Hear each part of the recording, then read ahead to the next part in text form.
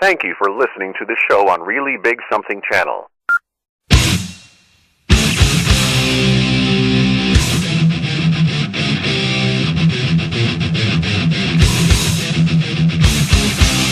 Warning: the Savage Nation contains adult language, adult content, psychological nudity. Listener discretion is advised. May 14th, 2018.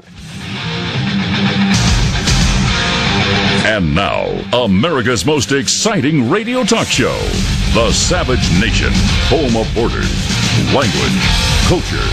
And here he is, author of Liberalism is a Mental Disorder, Trump's War, and God, Faith, and Reason, Michael Savage. Just another manic Monday. Have to catch an early train. Got to be to it at night. So let's see, 52 dead, 2,400 injured by live bullets, snipers shooting into the crowd, and the jingoists are celebrating. They're doing the horror in Brooklyn. And as I say, you know, on one hand, wonderful. I'm glad that the eternal capital of Israel is now in Jerusalem. Hooray. Hip, hip, hooray. On the other hand, there's dead people and injured people. Now, it's predictable that the fake conservatives are going to scream that it's a wonderful thing. God bless America. God bless Israel. But on the other hand, there's human beings who were dead that didn't have to be dead, because I'm asking another question. Let's assume that it's a historical fact that Jerusalem is the eternal capital of Israel. Let's assume that's a fact. Some will dispute it, but let's say it's not really a disputable fact. Was it really necessary to provoke the Palestinians at this time? The jingoists who don't fight, who sit on their fat behinds in front of microphones, will say it was a wonderful thing, just a great thing. And they'll lead you to believe it was a wonderful thing. But I'm asking you, why now? Why now? What was the imperative to do it now? Can anyone explain it to me? Why now? So, you knew this would happen, the deadly clashes. It's still going on. And I wonder who pushed Trump to do this. I don't get it. Live fire into a crowd? Do you think this is going to end tomorrow? I know many of you think it's a wonderful thing because there's Ivanka with a nice dress in front of the plaque, smiling away. Everyone. Jared gave a wonderful speech. Everyone's happy in America. But the trouble has only just begun. We know Hamas is behind it, but they exist. Hamas exists, and there are about 3 million Palestinians who exist, and they're not going away just because you want them to go away. Now, on top of it all, you're going to see attacks around the world against Jews to go with it. That's to go with it. The symbolic opening. It's only a symbolic opening anyway when you think about it. I mean, what actually is it? It's a symbolic opening. What changed in the world? Tell me what changed in the world. Why was this necessary? And then to get this crackpot this preacher to give the invocation, I never saw anything like this. Who's advising him on this? Why would you use a crackpot who says that Jews will go to hell, Muslims will go to hell, Hindus will go to hell, Buddhists will go to hell, Indians will go to hell? Everyone will go to hell except fundamentalist Christians. Who would have someone like that give an invocation at a time like this? I'm sorry, this is all wrong. So far, there's a public relations disaster. Disaster. Irrespective of what the jingoists will tell you, this is a PR disaster. As a man who supports the president, who helped to a great extent, more so than anybody in the media, to get the president into the White House, I am questioning the timing and the necessity for such a move at this time. It's that simple. What was the necessity? Where was it? God came down and spoke to him in the White House, so you have to do it now? Who's pushing the president to do this? Who pushed him? Sheldon Adelson from Las Vegas needed the embassy? I don't get it. I don't know why it had to be done now. What are you proving by doing this now? Well, maybe and then I have other questions as well on a more of, human level here. But I didn't do something else I wanted to play. There was a martial arts fight the other night between two great Brazilians. One was Victor Belfort, and he got knocked out with a kick, and he was been in the business a long time. So aside from watching the kick that knocked him down, he did something I've never seen done in the world of combat sports. He went in the middle of the ring, and he said there's a beginning and a middle and an end for everything, and he took his gloves off and put them in the ring and said he's retiring. I never saw anything as noble in the life of sport in my entire life. Can we hear clip one, please? First of all, congratulations for Machida team. He surprised me pretty well, and I want to thank you, my team, TriStar. I want to thank my family. I'm okay. The fans. It's been a long ride, and I think, life is about beginning, middle, and end, and I think I come to the end. So, congratulations to Machida, and I'm leaving my glove here. So I want to thank you, all my family. I'm okay. Lyoto had a great night, the Machida team. I want to thank the TriStar. I miss my family, and I think everything in life has something that has beginning, middle, and end, and I think it's time for me to think and take care of my family and my endeavors. Say my love to my wife and my kids, everybody from Belfort Fitness Lifestyle. And this is one of the most noble goodbyes in the history of sports. I have never seen it. I never heard of it. I know it doesn't fit in with anything of what we're talking about. I wish we had athletes of this caliber here in America. I don't see anything like this. Everything has a beginning, a middle, and an end, and he takes his gloves off, this great fighter, and puts his gloves in the ring and retires. I have never seen anything like this. His name is Victor Belfort. It's worth looking at the tape. I linked it up on michaelsavage.com. On the top, I have God Bless Mama Savage and blessings to all the mothers of the Savage Nation. That was for Mother's Day. Savage at the president's desk. With Avenatti in the spotlight, his own questionable past emerges. Take a look at that doll. The stripper's mouthpiece. There's another great piece on the website. Hero Mom Saves the Day Killing Gunman Outside School. I love this video.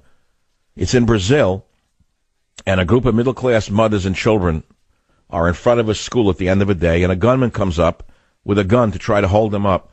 Out of the blue, one of the mothers pulls a gun out of her purse. She's an off-duty cop and blasts him. And you should see how shocked he looks as the first bullet went down. He was stunned that he could get shot. He was holding up women and children. She gave him a shot, and then 3 more to make sure that he got a booster shot. She wanted to make sure the virus of his brain was dead. 3 more into the body. Died in the hospital. Hero Mom Saves the Day Killing Gunman Outside School. Very beautiful. That's the positive news. Indonesia's sick new suicide bomb threat parents with their children, Muslim fanatics. Indonesia's a very large Muslim country, as you know, with a large Chinese population. And then there's a fanaticism among some of the Muslims, most of whom came back from Syria with their minds poisoned. Bringing more of them here. That's just what we need here. Like the stabbing in France the other day, another one. Another refugee, this one from Chechnya. You idiot liberals. Open borders, yeah.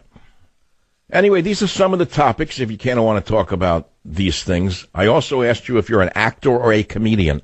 How much do you make a year? Because I'm very interested in it. Mike on WABC, what's your call about? Go ahead, please. Yes, hi, Dr. Savage. I am a New York City-based comedian and writer, and I recently also just became a chaplain as a result of being very disenfranchised with the whole performing and being able to make a living.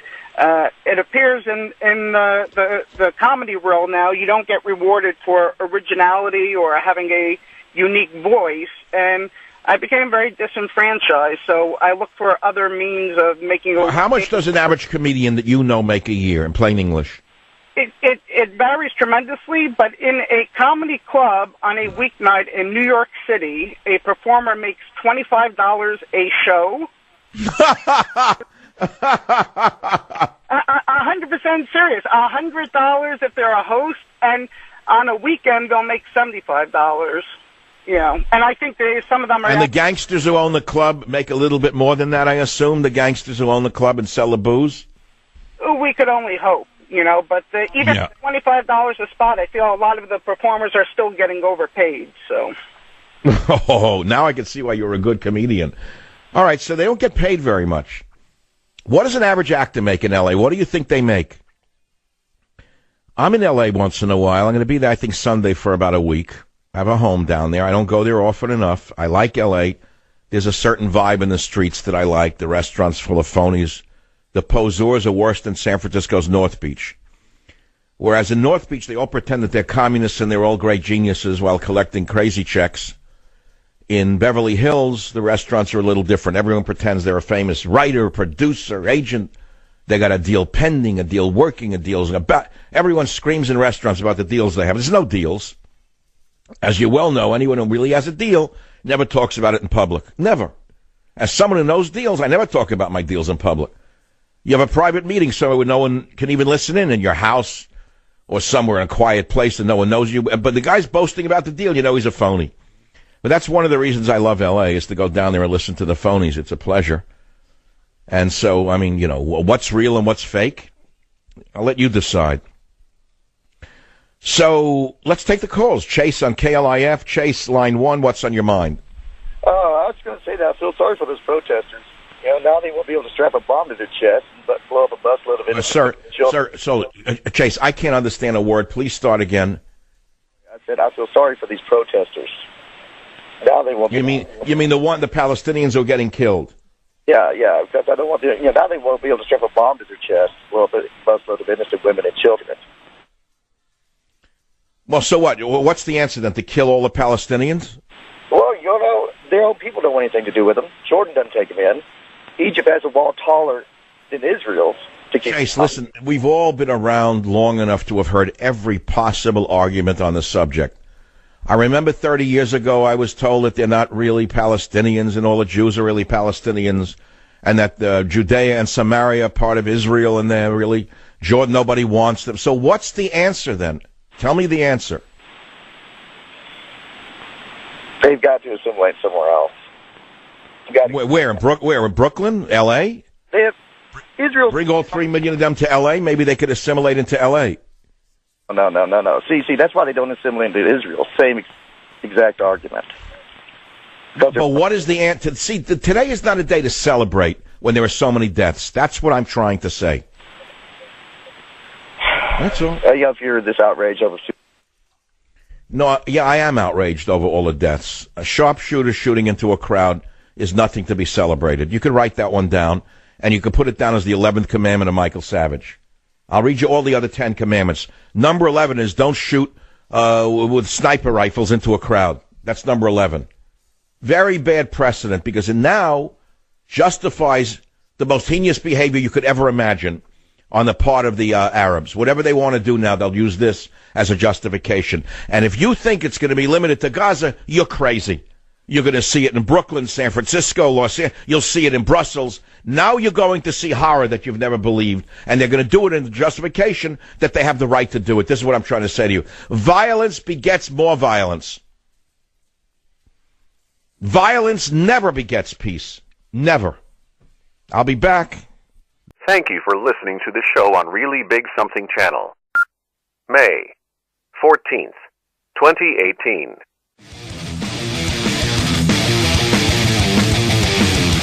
All right, so that's one topic, the embassy move. I mean, it is the biggest topic of the day. You'd be a fool not to know that. And you'll get the jingoists saying, hallelujah, it was the greatest thing on earth, time we did it, let them all die, kick them in the sea. You're going to hear that.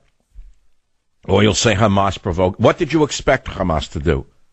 What did you think would happen? You thought that they would lay down? So you got dead. Sharpshooters shooting into a crowd. So now the justification from the other side is whatever they want to do, they'll do. And they'll use this for the next 100 years as a justification for the most horrible crimes you could imagine. I don't know the solution to this problem. I've lived with it most of my life. I had a friend once, many years ago. I may as well, what's the difference? An open dialogue here on this show. And I'm a free thinker. and you're expecting me to think out loud, so I'll think out loud. I had a friend named David. I haven't kept in touch with him. I haven't seen him in 30 years. I ran into him once in San Francisco. He was an Israeli, a third-generation Sabra. His father, grandfather, all fought in the wars. And he was a tank commander in the Golan Heights. And he had come here 30 years ago. I think he's probably very famous and rich now in the tech world. I hope he is. A wonderful man. Here's a man who fought to the death against a Syrian tank commander. All the tanks have been blown up on both sides. Nobody was alive but him and the other tank commander. They both rushed out of their tanks. I mean, these guys were fought to fight to the death. And he said the other guy had a gun. He had only a flare gun. His gun was empty. And he killed him with a flare gun. He wasn't boasting about it. He said it just the way a warrior would. He killed him with a flare gun. So I said, well, what's the solution to this problem? Here is a Sabra third generation who said to me very sadly, he said, eventually Israel will disappear, will be swept away by the sands of Arabia, and no one will even know we're ever here. I was stunned at what he had said to me. I hope he's wrong, but that's what he said to me. How long can a war go on like this? Especially when the other side breeds in great numbers and teaches their children from the cradle to hate and kill. And the other side does not teach their children that. Who's going to win in the long run? That's what I'm worried about. So the answer is there was never a good time. Never a good time, but now I don't understand why now. What did Trump need this for? Let's talk about Trump himself. His ratings were up. Popularity at 49 to 51%. One victory after another. And now this in the middle of it. Why now? Couldn't it wait a year?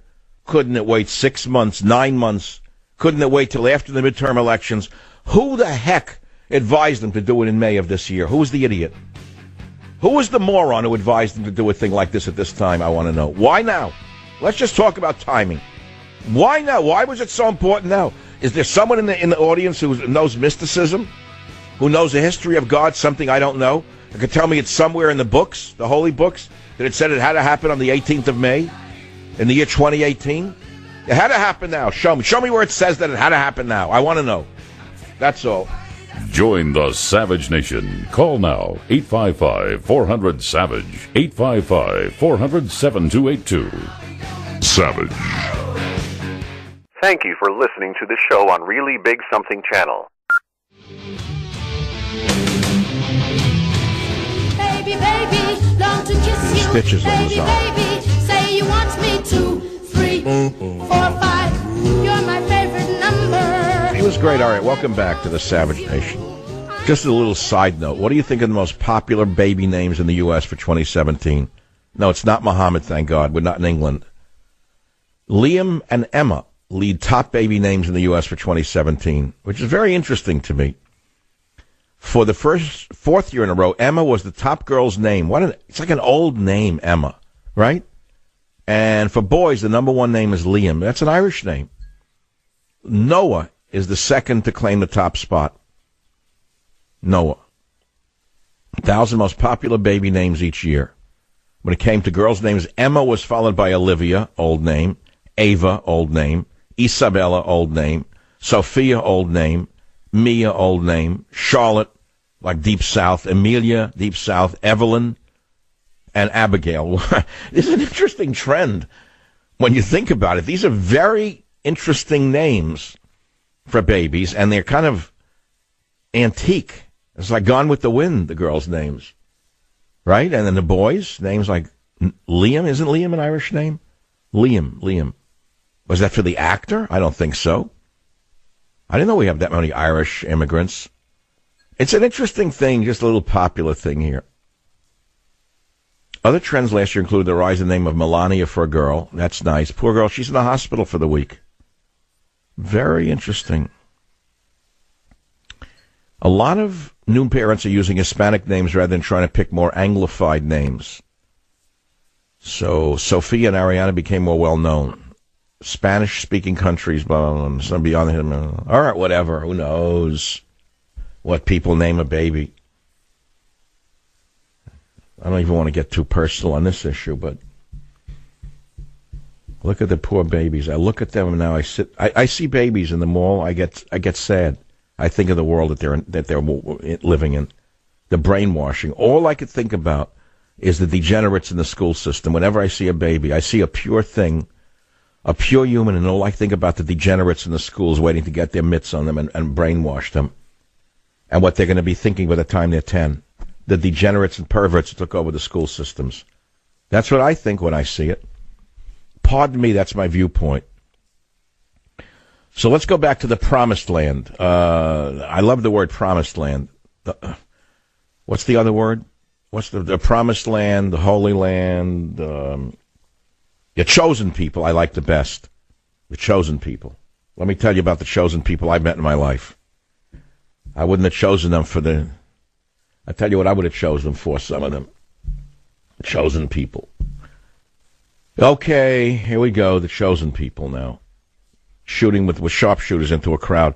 Is that part of the chosen people's gift to the world? There's a time the Jews brought wisdom to the world and peace to the world. What is this now? I know they had no choice. They massed on the border and they shot them. I don't know the solution. What can you do? What are you going to do with the Mexicans when they do that to us? Or the Hondurans? Obama brought them in by the trainload. He went and looked for them. They didn't even come here en masse. He brought them in en masse on a train. Most of them infected with Zika, which was still relating to. Oh, but he was a great man, that Obama. Great man.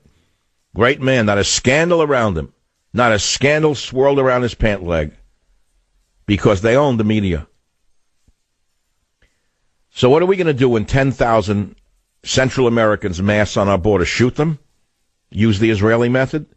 Set up sharpshooters? Maybe you could volunteer. Everyone in radio can take 2 days off. And you could go down with the Fox News contingent, and you'll be trained in sniper fire, put on a uniform. You know, they make them in different sizes, portly, short, long. Train you how to shoot into a crowd. Take a day off from the radio or television and go and shoot into the crowd. Make yourself a great American. Then maybe you can make some money off some land deals on the side. Because, you know, if you clean them out on the other side of the border, I think about the opportunities in low-rent housing over there. If you were to eliminate all the people massing on the border, just think you can go into one of the border towns and buy them cheap. Rent them, you clean them up a bit, put a flower bed in, and rent them out and make a nice, pretty penny. Get HUD money, Section 8 money, then call yourself a great American doing great business. That's the way it is. I mean, that's capitalism, the way it's practiced today, where anything goes. All right, so, look, I think I've covered this topic. What else do I want to talk about? I don't know. What else is there in the news that's worth talking about? Let's see. The United States, Netanyahu. I'm Netanyahu'd out, frankly. I had enough of him. Why are there no term limits in Israel? So, like, this guy, look. I mean, Netanyahu was a great man. I understand that. He has been president since I've been alive. The guy's been there longer than Ben-Gurion. Why is he still there? Why are there no term limits in Israel? Can't we have somebody new just for a change of scenery? I'm not going to play Netanyahu. Okay, you want me to play Netanyahu? I know he's a great man. They like him on Fox News a lot. Let's hear clip 11, Netanyahu. Dear friends, what a glorious day. Remember this moment. This is history. President Trump, by recognizing history, you have made history. Can't we tone it down, Benny? I mean, Benny, can't you tone it down a bit? Is there no way to do this quietly? Must everything be over the top? How many years has he been president of Israel? Why are there no term limits? I think, thank God we have term limits here. Obama would be president for 50 years. He'd be running the country near 3,000 with bone marrow implants, transplants. So I'm glad we have term limits. Don't they have them in Israel? Nothing. The same over and over again. He could move on. Okay, whatever. Just observing. WFTW Radio in Florida, line 9, Leanne, line 9, what's on your mind? Yes, it's Leanne, and you were asking about why they moved the embassy today. According to history, 70 years ago to this date, they came back to their, quote, homeland, and the evangelicals believe that that is why they needed to do it, as a show of like a prophecy or something along that line. We just studied this last night at church. Well, do you think that the results are what the evangelicals wished for? I don't think so. No, I don't either. And I'm very upset that now it makes it look like, that we're just nutcases. And then you mentioned the gentleman that did the invocation or whatever, and yes, he is a very, very staunch evangelical. But aren't the evangelicals who are less exclusive than him? Exclusivist would be a better word. I had this discussion with Jerry Falwell on the issue of only Christians can go to heaven. I thought that's absurd. Do you actually believe that? No, I do not. No, I do not. I mean, aren't there righteous Muslims and righteous Jews? And what about a Muslim fireman who rushes into a house and saves 30 Christian children? Wouldn't he go to heaven? That is what I believe. I believe there is... Yeah, me too. I don't think in a broad scale, only Christians can go to heaven. How's that even possible? It's not, because that wasn't even the way it was in the old biblical days. Leanne, you are probably a great threat to your congregation. Be careful what you say around your friends, because you're liable to wind up with none of them. I do have to be careful, because I do work. You're a free thinker. Leanne, be careful. Free thinkers are not allowed in religious circles. You know that. Hey, can I have God, faith, and reason? Oh, honey, you're getting one. You beat me to the punch. Thank you. I'm sorry. It's in the age of Me Too. I shouldn't have called you honey. I can't say darling. I can't say honey. I can't. But in the Southern, women don't mind if you say honey. I found that they still don't care. That's right. We don't. Well, honey, you're getting a copy of God, Faith, and Reason. I have a copy in my hand. I want to read this. No, I'm going to read a whole chapter, but it's about Reverend Jerry Falwell debates Michael Savage. All of you who have a copy of the book, and I'm so pleased to tell you, I only found out last week it sold 80,000 copies in all editions, which is a miracle. I had no television. It's a miracle that this little book, God, Faith, and Reason, has achieved that level of sales. Oh, I know that books sold millions. I understand that. We're not just talking about numbers, but this book, I thought, would never sell more than 20,000, if that. So in this book, I included a discussion about the crucifixion with Jerry Falwell, and we wrestled with one of the ideas, and we talked about Christ. And then I said to him, I don't understand how could Jesus die for all man's sins for all time when such evil exists. Does that exonerate them? Does that exonerate a child rapist? And so then I wrote, throughout this book, I've been talking about personal responsibility over and over. We've seen examples of how it is each individual who must seek out God and do his work. Everyone must atone for his own sins. And I wrote, so it makes no sense to me that Jesus could have done anything to atone for the sins of a murderer who killed yesterday. And Reverend Falwell replied as follows. He said, because first of all, he is the Son of God, and God the Son, perfect man, perfect God. Theologians refer to him as the God-man, and because he is the God-man, he was able to take it upon himself. Only God could do that. In that efficacious way, the sins of everyone, from Adam to the last person that shall ever be born upon this earth, past, present, future. When he said it is finished on the cross, it meant just that. I paid the debt in full. I've satisfied my heavenly Father. My blood is shed. I've risen now from the dead, alive forevermore. And all who trust me shall have everlasting life. The death of Christ, he said, is sufficient to save all men everywhere. It is sufficient to save only those who believe and receive him, close quote. That's Jerry Falwell. So on page 85 of a book you absolutely have to have. If you are a religious person, you must buy this book. Let me read you what I said, because there's not an American... I don't believe that there's a thinker who would dare even have Jerry Falwell on and criticize him in any way, or let us say debate him. I didn't criticize him, I debated him. Here's what I answered Mr. Falwell, Reverend Falwell, or I respect it enormously. And I said to him, for me that begged another obvious question, which is, can a non-Christian be saved? What if someone is not a murderer, is not a rapist, in fact lives an exemplary life but is not a Christian? What if Mother Teresa had lived a life identical to the one she lived but had been a Buddhist? Would she be saved? What about a Jewish man who reads the Bible every day, attends the synagogue, loves his fellow man, and avoids sin as well as the best of Christians? Can that man be saved, I asked. My friend, Jerry Falwell, answered according to his faith and his convictions. He quoted the Bible as saying, quote, he that hath the Son hath life, and he that hath not the Son of God hath not life. But the wrath of God abides upon him. One must receive Christ. That's not anti-Semitic. It's not anti-Gentile. There are many Baptists who have not received Christ, he said. They may be church members and have been baptized, but have never personally received the atonement, Christ's death, burial, resurrection for our sins as Lord and Savior, he said. And then I write this. Of course, I cannot be completely satisfied with that answer. But people of goodwill can disagree on these matters. That was the real reason for the First Amendment. It wasn't to ban God from the public square. That's a liberal perversion of the First Amendment. First Amendment sought to protect every individual's right to believe and worship as he saw fit.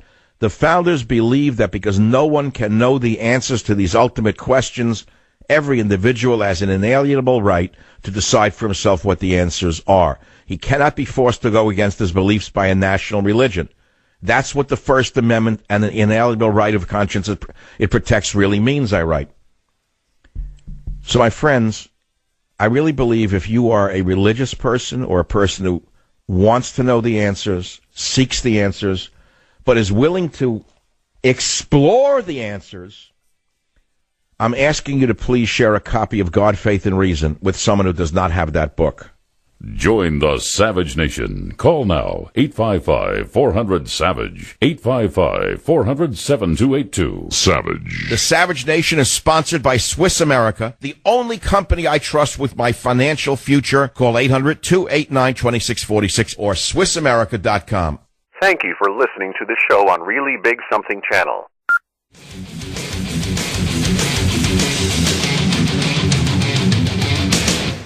In these crazy times, it really is important to protect your home with a home security system. We all know that. Yeah, but how many home security companies are actually thinking, how can we protect your home and your privacy? And that's why I recommend that you do look into Simply Safe. It's why I talk about them. They obsess over details like no other home security company. Here's an example. Simply Safe has a camera you can control from your own phone, but they want to protect your home and your privacy. So they came up with this brilliant idea, a privacy shutter for their camera.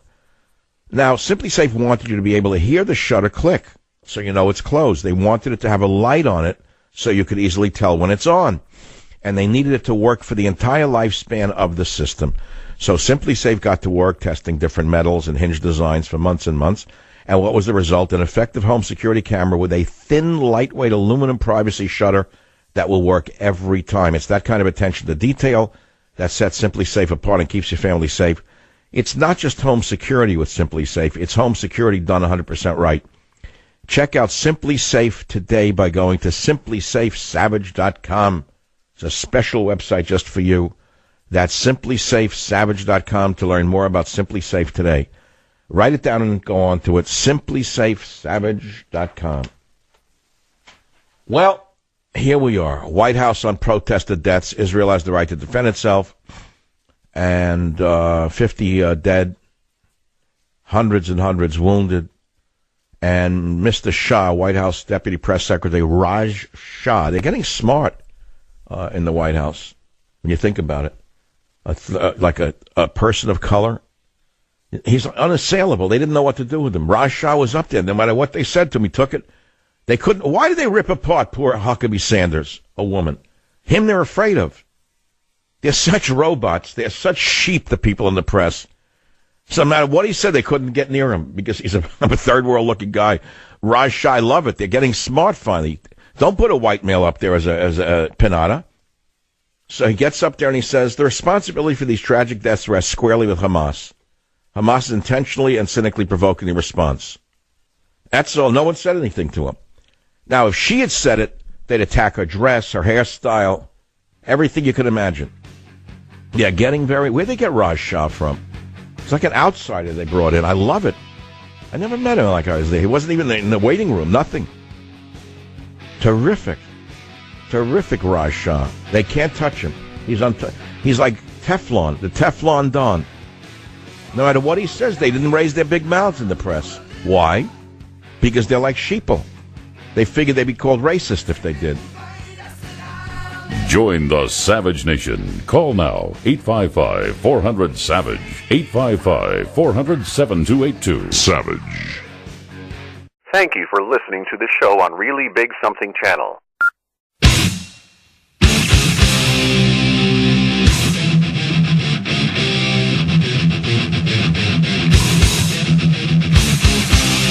Warning: the Savage Nation contains adult language, adult content, psychological nudity. Listener discretion is advised.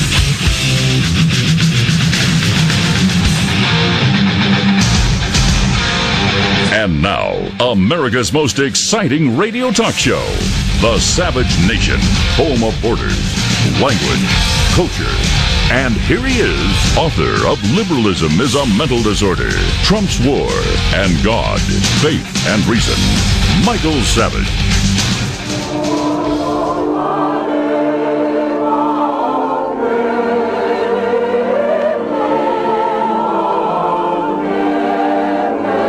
That's what you're going to hear now all day long, shrouded in sanctity. It was God's will. I'm a bit of a cynic when it comes to these things. To me, celebrating the death of your enemy is not something that I ascribe to. And it's not a great day to celebrate. It's a great day to think about things a little more deeply. What am I talking about? The moving of the embassy to Jerusalem. I know it's easy to be a hackneyed talk show host and say the greatest thing on earth and Trump fulfilled the promises. I get that. It's so easy to do. And get the yokels to go along with you, say, yeah, make America great again, and you're a great American, and you're right, and anyone who disagrees is, let's see the litany that'll be ascribed to me on Twitter. I'm a socialist, I'm a communist, I'm a liberal, I work for George Soros, I'm a Russian agent. Why don't you just say I work for Hamas next? Because any time you disagree with the morons on Twitter or Facebook, they now attack you mercilessly. There's no thinking. So as one of the last men in the world who knows how to think, because I am a Renaissance man who actually learned how to think creatively, I will tell you it's not a great day to celebrate. It's actually a very sad day that all these people died. And my question is not so much moving the embassy to Jerusalem, but why now? Why now? Why today? Was it wise to move the U.S. embassy to Jerusalem today? Because the bigger picture is, will this increase or decrease the chance for peace in the Middle East between Jews and Arabs? That's the bigger question. Not whether you get a rating spike on your TV show tonight. Okay? Not whether you get a blip on your Nielsen's tonight. Because if you want to show people getting killed, your ratings are going to go up. If it bleeds, it leads. You know that. And then we talk about what is a conservative. I asked earlier how much actors and comedians actually make. I had 1 or 2 calls on that. And I've been thinking about these questions about God for as long as I've been a child. I don't have an answer, truthfully. Because as I say watch out for those who have an answer. That's all I can say to you. My best answer is watch out for those who do have an answer on this subject. They're the ones to be most feared. They're the ones to be most feared. I opened the book, God, Faith, and Reason, with a simple line. I never saw God, nor do I pretend to have any special insights.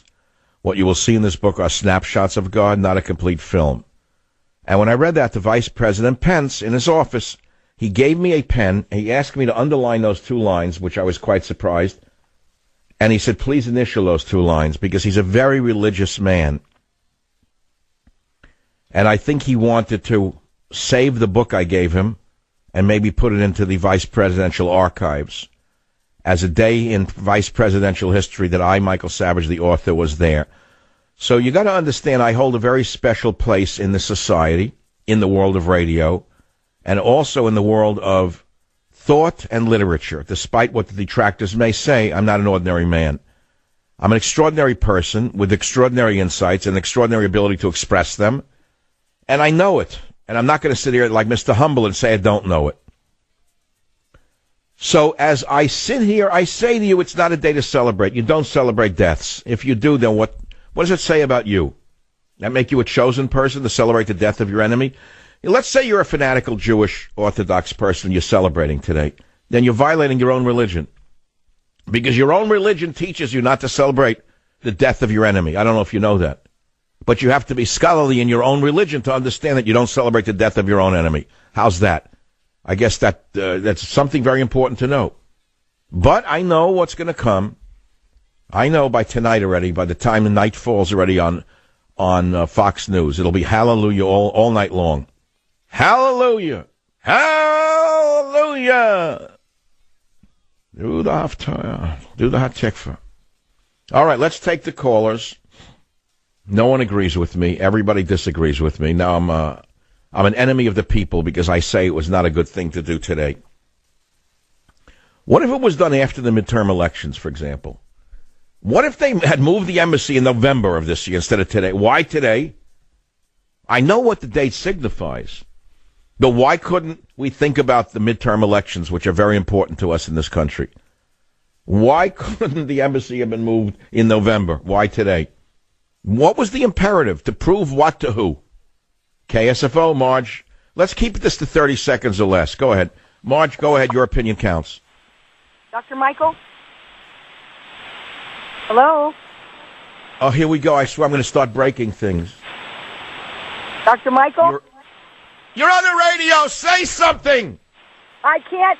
Can you hear me? Take a walk. The next time I hear "Can you hear me?" I will quit the business. If I ever get a call like that again, I'm going to retire. One more call like that. Hello? Hello? Am I on? Am I on? A call screen is supposed to talk to these yoles and get them ready. Hello? Am I on? Can you hear me? Hello? Come in. Am I on a party line? Okay, let's take another call. One more and I'm through for the day. I'm throwing in the towel. One more call like that, I'm throwing the towel in. Are you ready? Here we go. David on line 5. Go ahead, please. Hi, Michael. Oh, thank God. Thank God. I mean, I know there's a God in heaven that you can be heard and you answered. Even if we disagree, I thank God for your call. What's on your mind? Well, I actually, for a change, disagree with you. I usually agree with you on everything, but today I disagree. I think that moving the embassy to Jerusalem was an amazing thing, and I don't know why why the timing is a problem. When would be a better time? Why would November be better than today? Well, can I answer the question? I'd be happy to answer the question why November would be better than today.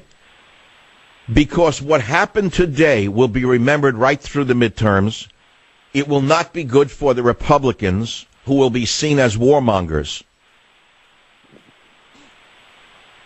Well, I actually thought that this would be very good for the president, that he keeps his promises, and it will be good. That's all very good, but at what cost? It's wonderful to keep your promise, but isn't there a certain subtlety to when you keep your promises? Shouldn't there be some kind of subtlety to when you keep your promise? I know that's 100%, but I don't think that, let's say, if he would have done it in November, I don't think there would have been less dead people on the Palestinian side. Yes, my friend, I understand you're calling me from Israel. In November, we have an election here, during which time it will be decided whether or not Trump's revolution is maintained or overturned. And so, therefore, November is very critical to us here in the United States, and I would say it would have been better if you were going to move the embassy at all to do it in December, maybe during Christmas week. Now, are you calling me from Israel, David? David, are you calling from... Yes? Where are you in Israel right now? Right. I'm in Israel. No, but where? I'm in the city of Elad.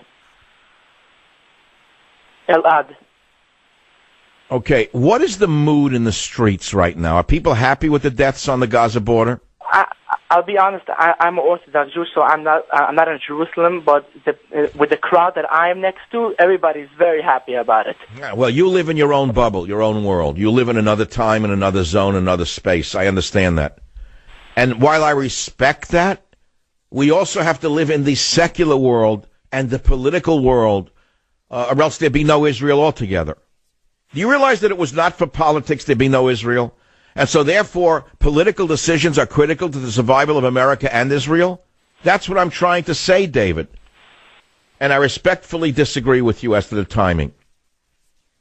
855-400-7282. I guess everyone disagrees with me.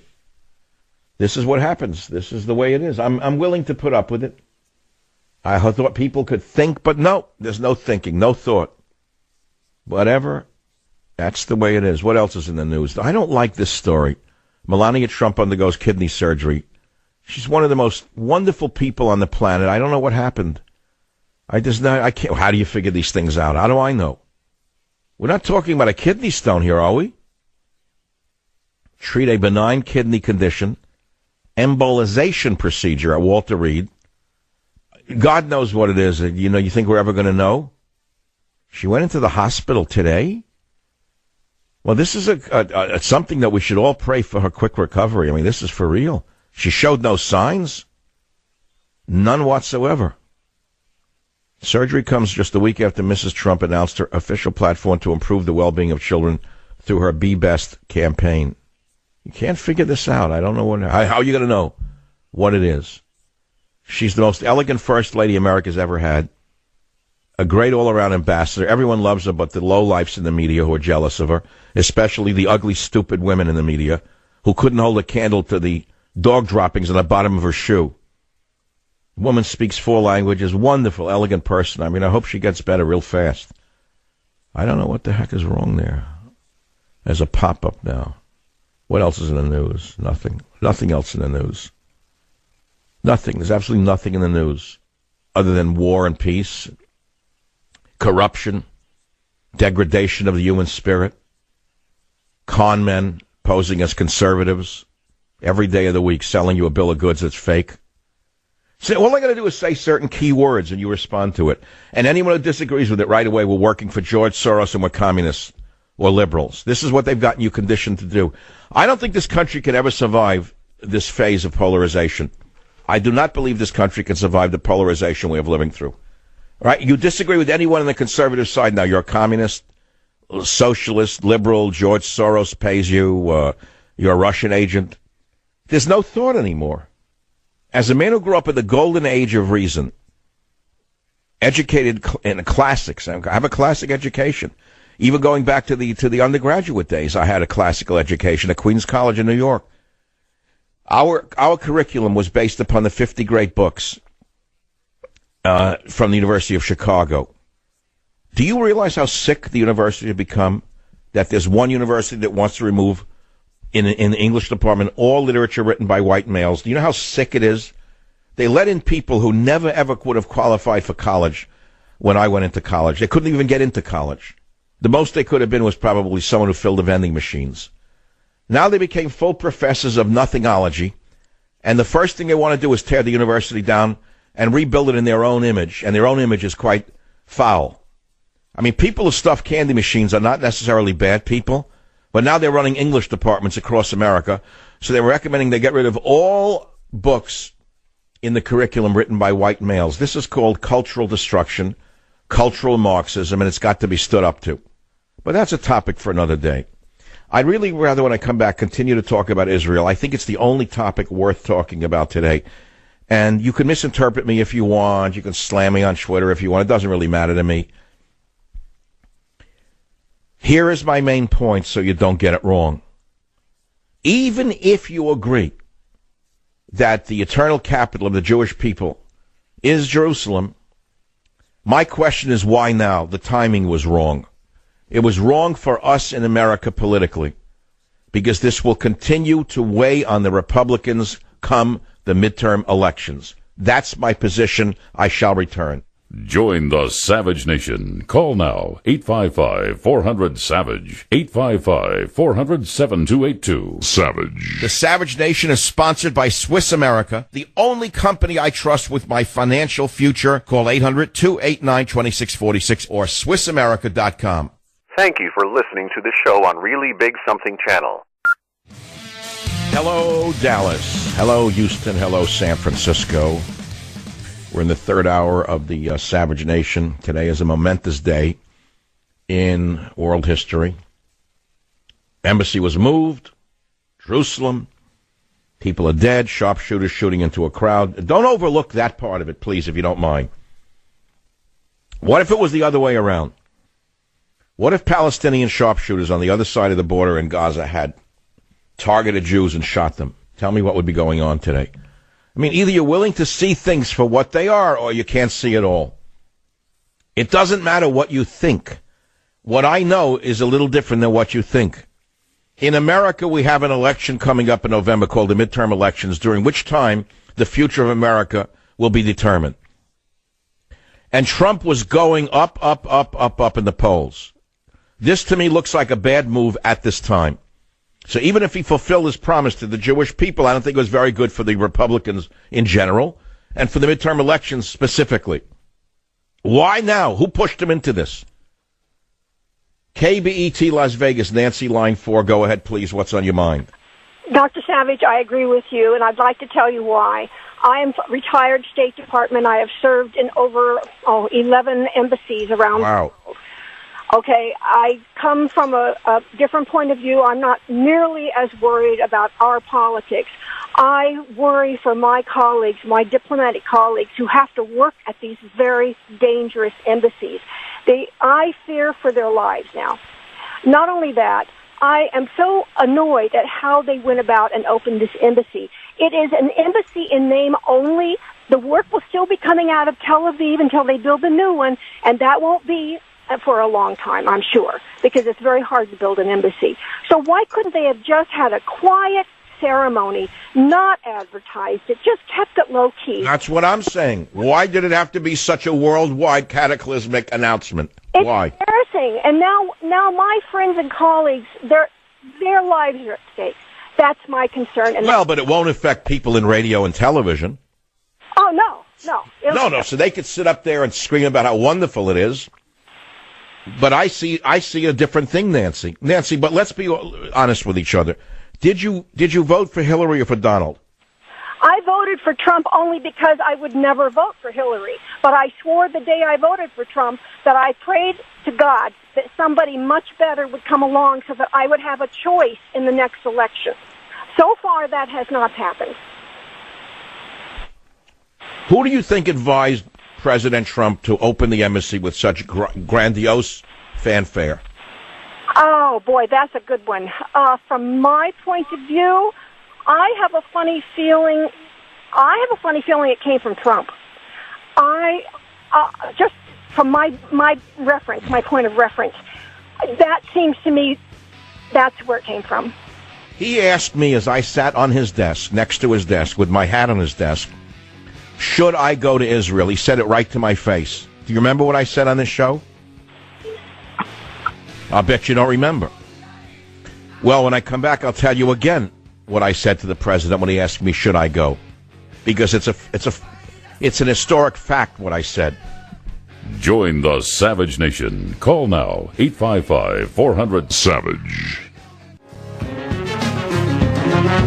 Is it the right time to move the embassy to Jerusalem? My answer is no.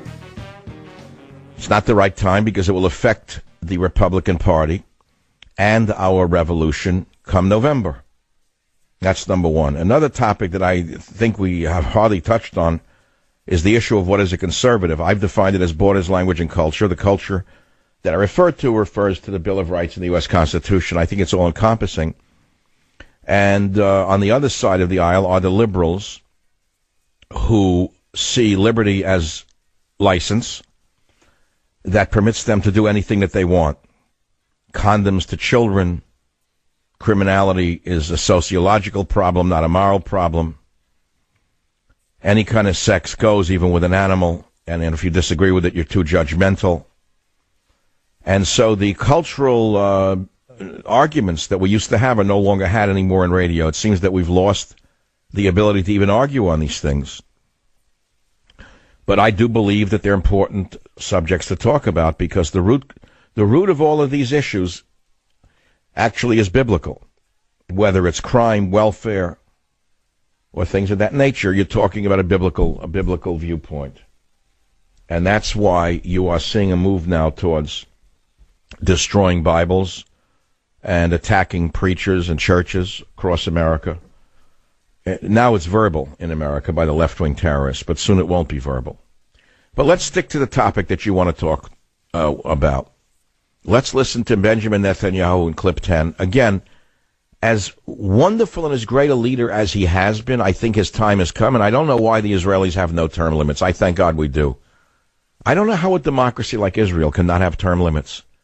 Why should there be no term limits in Israel? I recognize that his brother died in the Entebbe raid. I realize he was also a great commando. I think in the Golani Brigade. I'm not 100% sure. Great man. A great Israeli, Netanyahu. But why should he be president for life? It's like Idi Amin. What, a president for life? Anywhere is not a good thing. Because the longer a party stays in power, the more corrupt that party becomes. Remember that power corrupts and absolute power corrupts absolutely. Look at Jerry Brown. Look at the Democrat Party. Look what the corruption is here. Look how corrupt the city of San Francisco is, that a contractor can get a job to build an underground railroad, a subway from downtown to Chinatown for billions and billions of dollars in cost overruns, and then it's found out that they used low-grade steel on the rails. And then you look into who owns the construction company that laid down 3 miles of faulty tracks, and it's none other than the husband of a major league senator, the last I checked, involved in this corruption. And yet it goes without notice, without discussion. The men on television who give you the evening weather, the evening news don't even report it. There's not a news outlet in the San Francisco area that will report this story. You know, and many of these guys are great men. The women are wonderful people, but they are controlled to such an extent like no other city in America. Any other small city in America would cover a scandal like this. Not in San Francisco, the most corrupt city in the United States of America, maybe in the Western world. Did you hear what I just said? Let's say it again in case you missed it, okay? There's a subway system being built underneath, you know, an underground subway, obviously, from downtown to Chinatown. It turns out that whoever the contractor was who laid the tracks laid 3 miles of faulty rail. Cheaper steel. He wanted to make. He was so greedy that not only was the $1 billion contract not enough for this greedy pig, but he had to use steel that was defective. And who is the contractor? Oh, goes to the best of restaurants, treated like a king. They walk in, king and queen. There they are. Oh, come on in. There's the best of pasta. Pasta, the best in the world. Oh, yes, ma'am. Oh, yes, ma'am. Oh, yes, ma'am. Here's the wine, ma'am. Here's the food, ma'am. Oh, no, you must not pay, ma'am. Oh, no, you're the greatest, ma'am. Who laid the bad track? No investigation? Now, you'd say U.S. Justice Department should investigate this, but it won't happen because the U.S. Attorney in San Francisco was appointed by them. Oh, yeah. Yeah, may as well be a country unto itself. Taxation highest than any in the world. Rolling in billions of dollars of extra money, and Jerry Brown won't cut taxes on those of us who earn over $1 million a year. And we earn it. We don't steal it, Jerry. We don't lay faulty track. We earn it. I guarantee you those who lay faulty track pay no taxes. That I can guarantee you. Those who lay faulty track, check out how much state tax they pay, Jerry. You'll find out how they stay on Pacific Heights, Jerry. It's sickening. But you don't want to talk about that because no one ever heard about it. Didn't make it to the New York Times. It's a sisterhood. They all know each other. So they don't cover stories that are embarrassing to them. But it should be covered. Faulty track, that's a big deal. That's jail time. You lay faulty track in any other city, you go to jail. You lay track that was not contracted for, that was made of cheap steel, you go to jail. That's called bid rigging. That's like buying cheap housing and rigging the bid by having 3 straw people bid for, let's say, a condominium somewhere in Atlanta. Let's say a condominium complex comes up for sale for $25 million. So you get 3 straw bidders to come up with prices that no one's going to accept, and then you get the real bidder. And then you smear off the 3 fake bidders. That's called bid rigging. That's federal. That's a federal jail. That's a bid. Rig bidding is a federal crime. Rig bidding, no matter where it occurs, whether it's on a national level or a local level. If you rig bids, you go to jail. That's what happens. But we're talking mainly about Jerusalem. This is the hot button issue of the day. I understand that. And many of you disagree with me because you disagree with me. Hey, that's okay. I guess you can. It's easy to disagree with me. It would be so much easier to play the Hatikva and say, God bless America, God bless Israel. We stand with them forever, shoulder to shoulder, side by side. God bless.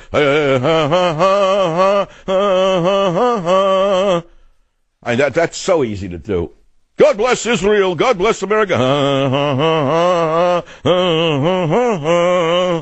That's what everyone wants to hear. You disagree? Communist, George Soros, Russian agent. You work for the Iranians. You Hamasnik. This is what happens. This is the world we live in now. So you take a bold position. You're condemned one way or the other. You can't win in the world of opinion anymore. So since you can't win one way or the other, you may as well tell the truth.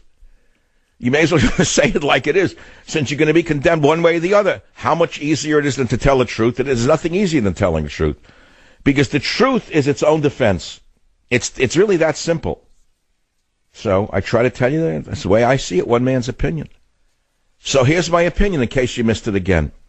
Even if you think it was advisable to move the embassy to Jerusalem, which I'm not so sure it was, even if it was, and I've gone back and forth on the issue, by the way, I'll admit that, the timing couldn't have been worse coming now. Why now? Why did it come now?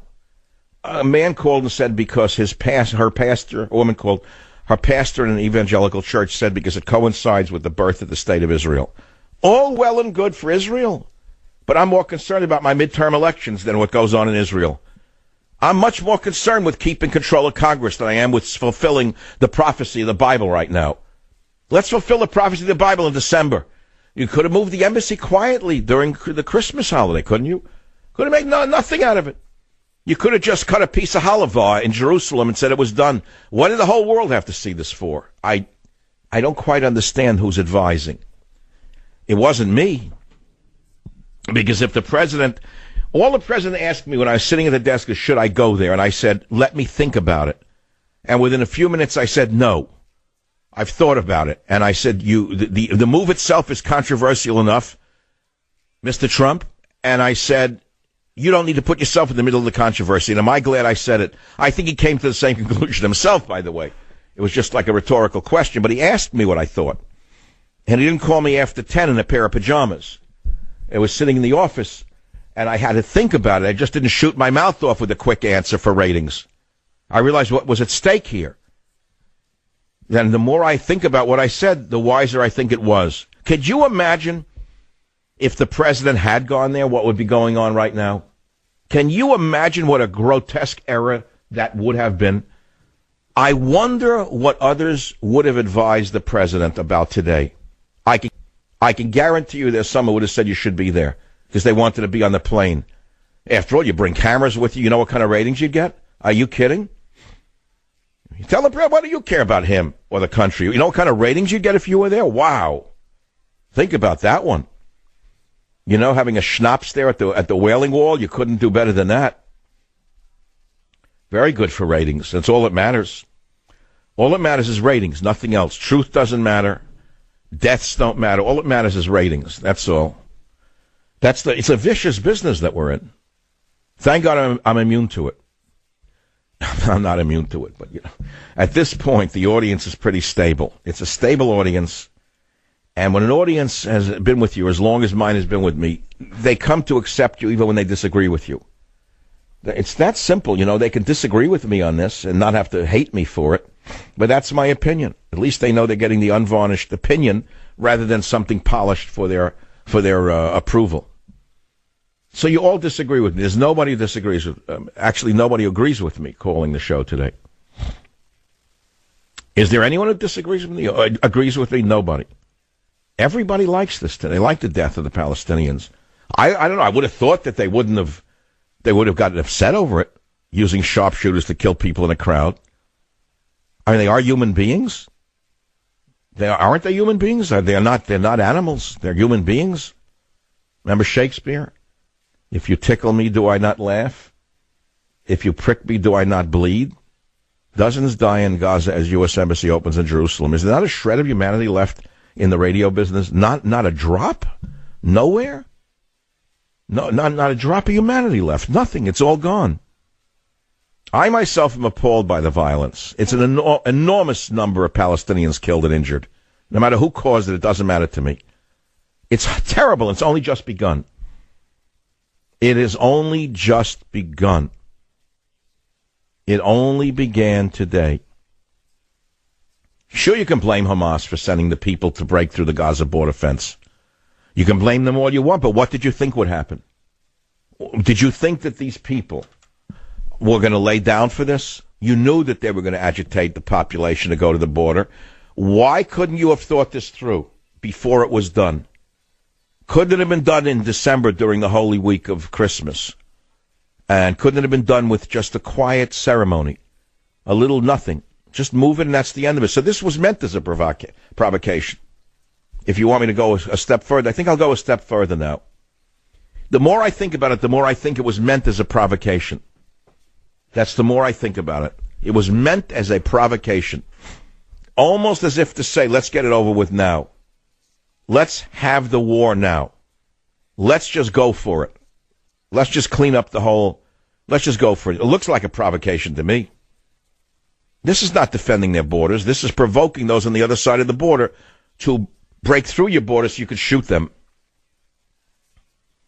What if we had such a situation on our border with Mexico? What if thousands and 30,000 Mexicans came to the border and they were agitated to come across the border and our sharpshooters were shooting Mexicans at the border? Tell me what would go on in this world. Well, now you can understand what's going on in this world, because that's exactly what just happened. It's just identical. It's a human being on the other side of the site. Not a good day for humanity. It's that simple. But I'm going to hear the opposite. God bless America. God bless Israel. We stand shoulder to shoulder. May God be with you. May God be with you forever and ever. You have done the right thing. Fabulous. Let them all die. You're going to get that, Blondie, now, from now till tonight. The music. Everyone's going to be singing, celebrating, sitting in the comfort of their own studio. I'm not going to do it. I don't celebrate death. I celebrate life. Wow, time is a-marching. I'm sorry, I have to take a quick break. I shall return. Join the Savage Nation. Call now, 855-400-SAVAGE, 855-400-7282. Savage. The Savage Nation is sponsored by Swiss America, the only company I trust with my financial future. Call 800-289-2646 or SwissAmerica.com. Thank you for listening to the show on Really Big Something Channel.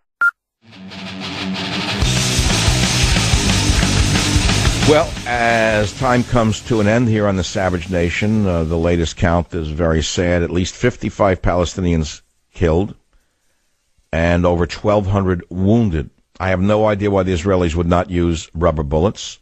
I have no idea why they used live rounds. I have no idea why the U.S. Embassy was open with such fanfare and on this date. Because even if you agree that Jerusalem should be the capital of the Jewish people of Israel, even if you agree to that, and not everyone does, why today? Why should it have occurred today? What was the imperative to do it on the 14th day of May in 2018? I think I recognize the date, but that has nothing to do with the politics. And if it was not for politics, there would be no Israel altogether. Everything in this world is political. And so this was a political misstep as far as I am concerned, because this will be remembered through the midterm elections. It will not be forgotten, number one. And it doesn't do us a favor. It weakens our position as people who are orderly and want peace and want order in the world and know what we're doing, number one. But number two, the opposition will use it against us. That's whether you like it or not. And number two, the violence in the world will increase as a result of this, not decrease. Because there are always bloodthirsty Muslims out there, as you well know. As we saw the other day in France. The other day with the knifer. Ran around, stabbed someone in the neck, then 3 more people till he was shot dead like the dirty animal he was. Now, what do you think is going to happen now? Less of that or more of that? You think it's going to not come to our streets here in America because of this? You're mistaken. Listen, I have knowledge of what I am talking about. I don't need to rely upon the news to derive my insights. Common sense would dictate this was a misstep. The president was way up. This did not help him. I don't know what will happen tomorrow, but it won't be good. Thank you for listening. God bless America. Thank you for listening to the show on Really Big Something Channel.